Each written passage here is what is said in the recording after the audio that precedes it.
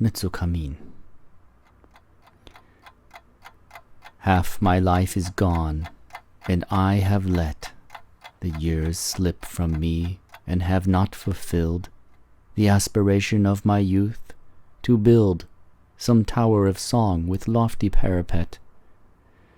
Not indolence, nor pleasure, nor the fret of restless passion's chat would not be stilled, but sorrow and a care that almost killed kept me from what I may accomplish yet.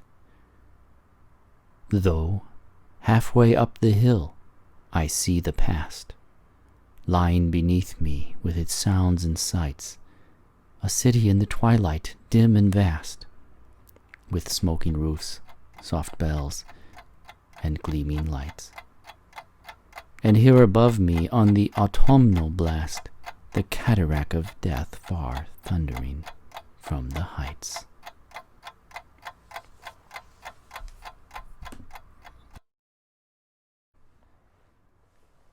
A poem by Henry Wadsworth Longfellow.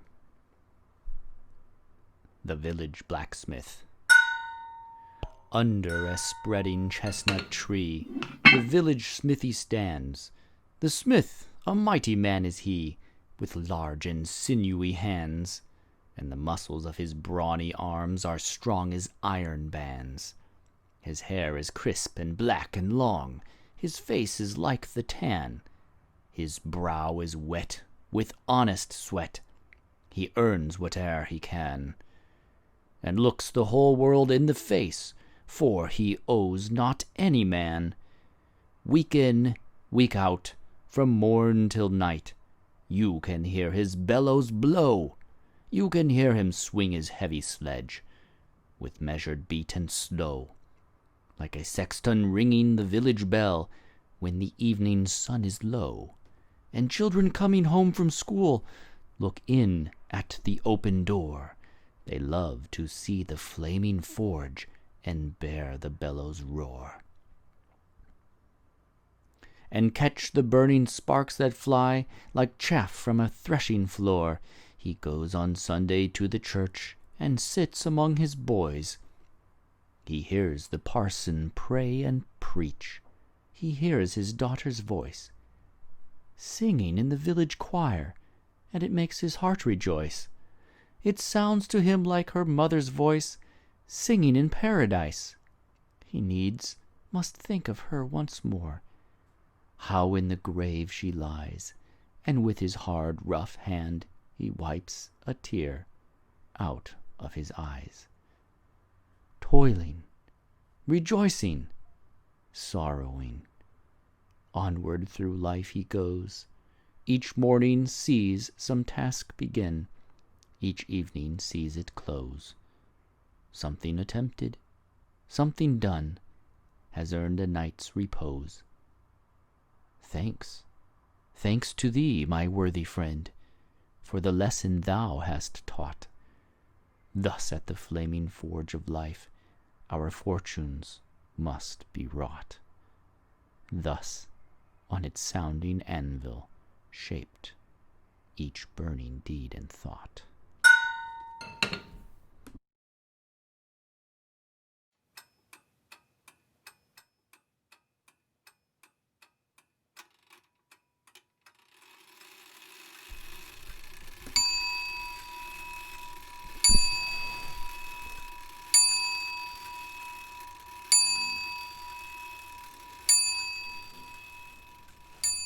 A poem by Henry Wadsworth Longfellow. The Old Clock on the Stairs. Somewhat back from the village street stands the old-fashioned country seat. Across its antique portico tall poplar trees their shadows throw, and from its station in the hall an ancient timepiece says to all, forever, never, never, forever.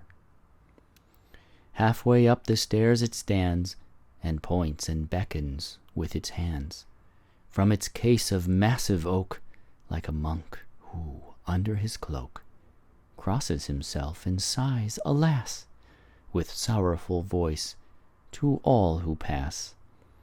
Forever, never, never, forever.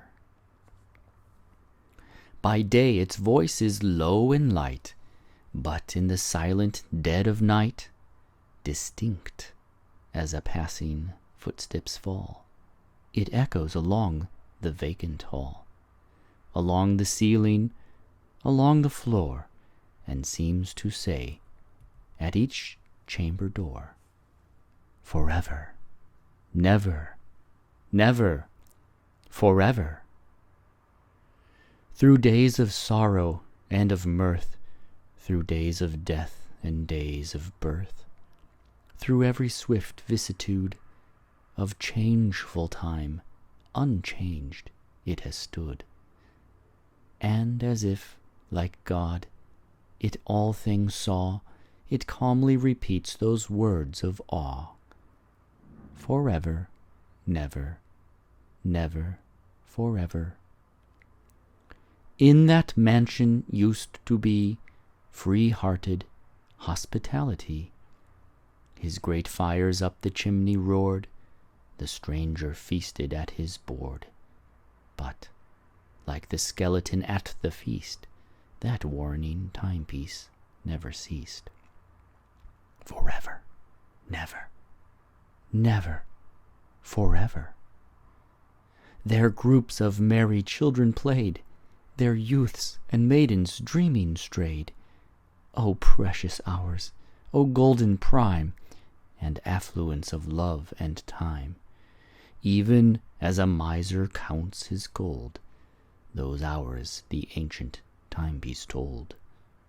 Forever, never, never, forever.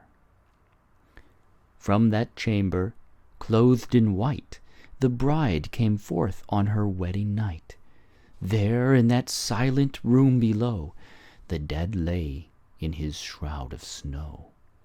And in that hush that followed the prayer was heard the old clock on the stair. Forever, never, never, forever. All are scattered now and fled, some are married, some are dead. And when I ask, with throbs of pain, ah, when shall they all meet again? As in the days long since gone by, the ancient timepiece makes reply. Forever, never, never, forever. Never here, forever there, where all parting pain and care, and death and time shall disappear. Forever there, but never here. The horologe of eternity saith this incessantly. Forever, never, never, forever.